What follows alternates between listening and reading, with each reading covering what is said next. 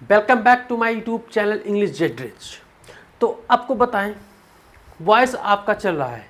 तो आज क्या है, I am going to teach you true and false in voice. मतलब कि जो वॉइस हैं एक्टिव और पैसिव, उसमें हम ट्रू एंड फॉल्स आज करने जा रहे हैं। तो आपको बताएं कि आपका मैं पीछा बिल्कुल नहीं छोड़ूंगा। किस तरह से कि जब तक आपके वॉइस बिल्कुल परफेक्ट न कर दें, बिल्कुल मतलब इतने बेहतर कर दें कि आप कभी वॉइस से कोई भी नंबर आपसे मिस ना हो। तो आइए स्टार्ट करते हैं आज का वीडियो। जो हमारा आज का क्लास है वो वॉइस ट्रू एंड फॉल्स पर है। बहुत ही अच्छे कंसेप्ट से आपको लेके चलेंगे। तो स्टार्ट करते हैं। यहाँ पर मैंने 4 पार्ट दिए हैं, 1, 2, 3 एंड 4। ठीक, इन 4 पार्ट में 5-5 क्वेश्चन है, मतलब कि 20 क्वेश्चन है यहाँ पे। तो इन 20 क्वेश्चन में आपको कॉन्सेप्ट सीखने हैं कि किस तरह से अब पैसिव को पहचानना है, ट्रू एंड फॉल्स करना है। ट्रू एंड फॉल्स आपके लेवल क्लास 9, 10, 11, 12 में ट्रू फॉल्स पैसिव का नहीं होता, मगर आपको बता दें कि आपको स्टोरी में ये काम आएगा, आपको ऐसे में काम आएगा, आर्टिकल में काम आएगा।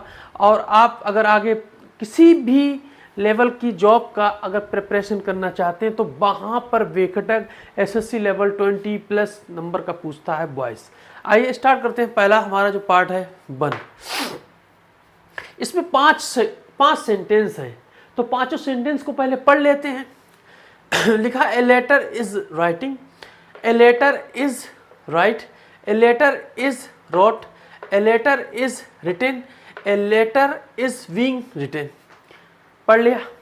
आइए इसको कैसे हम बनाएंगे। आपको पता है कि आपका जो सब्जेक्ट है किसका, पैसिव का। जो पैसिव का सब्जेक्ट होता है वो होता है नॉन डूअर, मतलब कि वह काम नहीं करेगा। और नॉन लिविंग भी होता है, मतलब जीवित भी नहीं होगा। ठीक, और जो नॉन डूअर होगा वो 90% आपका। अब 10% कौन से होते हैं वो भी बताएं, पहले भी बताया है। आइए स्टार्ट करते हैं। तो देखिए सभी में ए लेटर, ये नॉन डूअर है।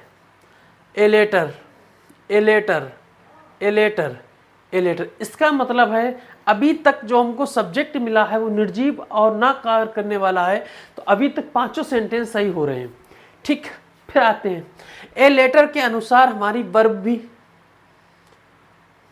बिल्कुल क्या है, सही है, क्योंकि सिंगुलर है ए लेटर, उसके अनुसार हमारी वर्ब लिखी है। तो यहाँ पर मैंने इतना समझाया, अब रफ करेंगे। तो आप समझते रहें और रफ भी हम करते रहेंगे क्योंकि जगह कम है। ठीक, डिजिटल बोर्ड तो है नहीं, इधर की उधर कर दिया। आइए, कहता है कि सब्जेक्ट हो प्लस हेल्पिंग वर्ब हो और वर्ब की थर्ड फॉर्म हो, तो हम क्या कहेंगे, इसको तब पैसिव कहेंगे। कब? तब पैसिव कहेंगे जब सब्जेक्ट हमारा नॉन लिविंग हो और सब्जेक्ट हमारा नॉन डूअर हो। क्या कहा, सब्जेक्ट हमारा नॉन लिविंग हो और नॉन डूअर हो, और उसके बाद में सब्जेक्ट बाद में हेल्पिंग वर्ब हो और वर्ब की कौन सी फॉर्म हो, थर्ड फॉर्म हो। तो अब देखते हैं। देखिए ये हमारे सब सब्जेक्ट कैसे नॉन डूअर है, हेल्पिंग वर्ब भी सब्जेक्ट के अनुसार आई है।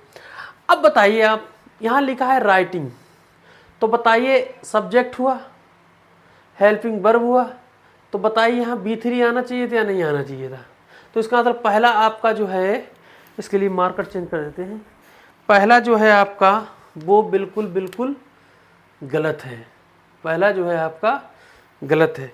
फिर देखिएगा ए लेटर आया, इज हेल्पिंग वर्ब आई, हमको चाहिए क्या, वर्ब की थर्ड फॉर्म, लेकिन आया क्या है, राइट, वर्ब की फर्स्ट फॉर्म। इसका मतलब ये भी हमारा गलत है। ठीक है, फिर देखिएगा फिर कहता है ए लेटर इज रोट, मतलब वर्ब की सेकंड फॉर्म जो पास्ट इंडेफिनिट में होता है, और ऐसा भी गलत है। फिर देखिएगा अब कहता है ए लेटर इज रिटन। अब मैं आपको बताऊं, जो राइट होता है ना, ये राइट, ठीक, अगर ना दिख रहा हो तो यहाँ आप देखिए, ये जो राइट होता है ये राइट, इसकी सेकंड फॉर्म होती है रोट, और थर्ड फॉर्म होती है रिटन। क्या होती है? रिटन। तो हमको वॉइस में कौन सी चाहिए? ये वाली चाहिए, ये। तो देखिए रिटन कहीं लिखा है, ए लेटर इज रिटन, बिल्कुल ये हमारा क्वेश्चन नंबर जो डी है वो हमारा बिल्कुल सही है। तो क्यों ना 5 भी देख लिया जाए, ई वाला जो। ठीक, आइए उसको भी देखते हैं। ए लेटर बिल्कुल सही है, इज सही है। ठीक, अब इज सही है तो यहाँ पर बीइंग लगा है, तो इसका मतलब ये हुआ कि जब यहाँ पर बीइंग लगा है तो बीइंग के बाद में कौन सी फॉर्म आनी चाहिए? Third form. तो इसका मतलब है ये भी सही है। क्या कहा? ये भी सही है। ये प्रेजेंट कंटिन्यूअस का है पैसिव वॉइस। तो हमारा ये भी सेंटेंस बिल्कुल बिल्कुल सही हुआ, ये वाला। इसका मतलब ए बी सी गलत है और डी और ई ये हमारे सही आंसर हैं। तो इस मैटर को हम रफ कर देते हैं। ओके,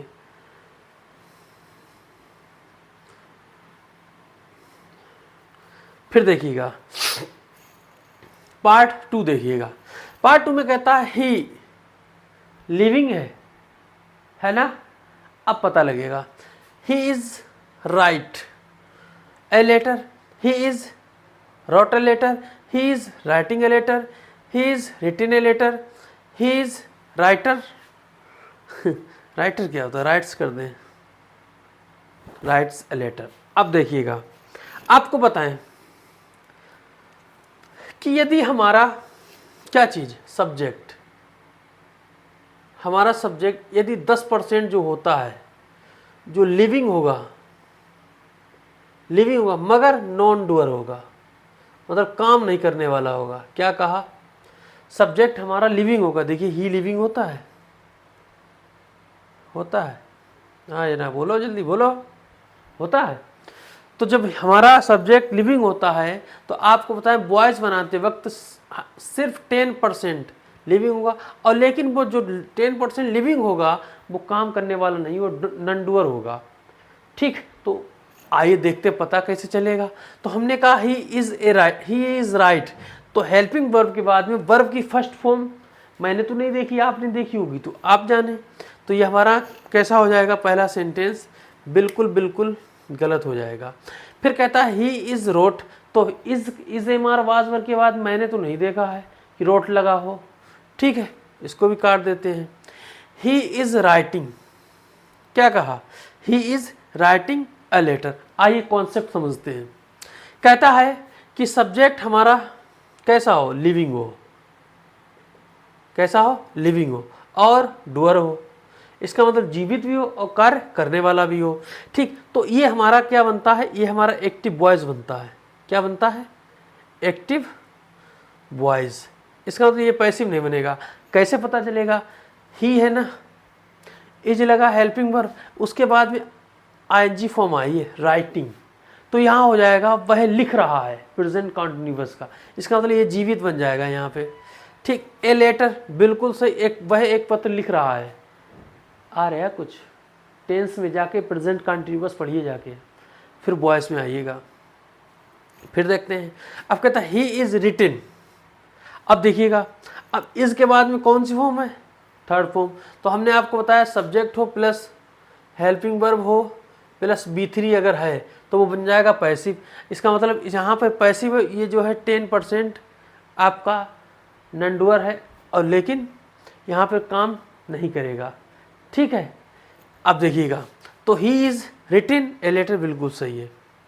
अब ही इज़ राइट्स, ये प्रेजेंट इंडेफिनिट का बनाना चाह रहा है लेकिन कंटिन्यूअस का है, बनता ही नहीं प्रेजेंट इंडेफिनिट हेल्पिंग वर्ब के साथ में, और वो भी क्या चीज़?